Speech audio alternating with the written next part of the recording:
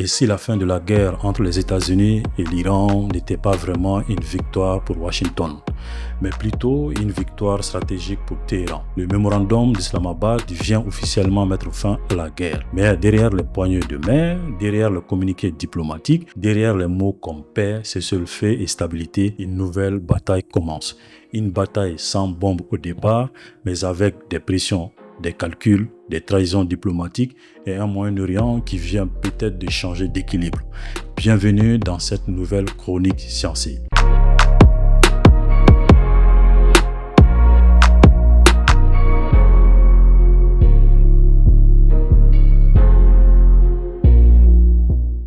Le mémorandum d'Islamabad repose sur un cadre en 14 points.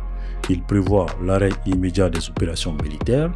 Il prévoit aussi la levée progressive du blocus naval américain autour de l'Iran.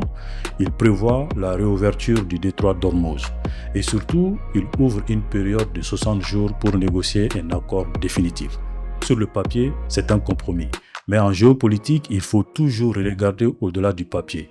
Parce qu'un accord de paix ne dit pas seulement qui veut arrêter la guerre, il dit aussi qui a réussi à imposer ses conditions. Dans ce cas précis, la grande question est simple. Qui a vraiment gagné? L'Iran a payé un prix énorme. Des pertes humaines, des destructions, une économie fragilisée, une inflation insoutenable. Mais politiquement, le régime est toujours debout. Et dans ce type de confrontation, survivre, c'est déjà gagné. Washington voulait affaiblir Téhéran. Certains espéraient même un changement de régime. Mais le pouvoir iranien n'est pas tombé. Au contraire, le nationalisme iranien s'est renforcé face au bombardement. Et maintenant, l'Iran obtient 3 choses essentielles. La fin des hostilités, la levée progressive des sanctions et un plan massif de reconstruction.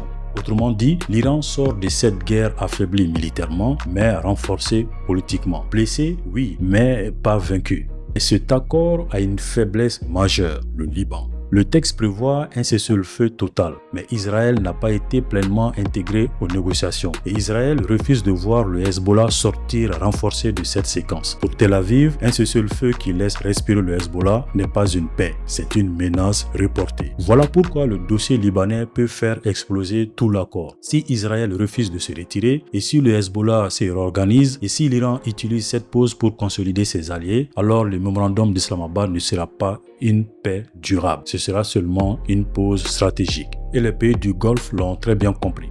L'Arabie Saoudite, les Émirats, le Koweït et le Qatar peuvent respirer. La guerre s'arrête. Les marchés de l'énergie peuvent se calmer, mais leur inquiétude est immense. Parce que si les États-Unis se retirent progressivement de la région, ces monarchies se retrouvent face à un Iran renforcé. Et le détroit d'Ormuz redevient le symbole central de cette nouvelle réalité. Celui qui pèse sur Ormuz pèse sur une partie du souffle énergétique du monde. Alors oui, le mémorandum d'Islamabad met fin à une guerre, mais il ouvre une autre bataille. La bataille de l'après-guerre, une bataille diplomatique, une bataille économique, une bataille régionale. Parce qu'en géopolitique, la paix n'est jamais seulement l'absence de guerre. La paix, c'est un rapport de force qui change de forme. Et aujourd'hui, au Moyen-Orient, ce rapport de force vient de basculer. C'était Chronique Sciencée et à très bientôt.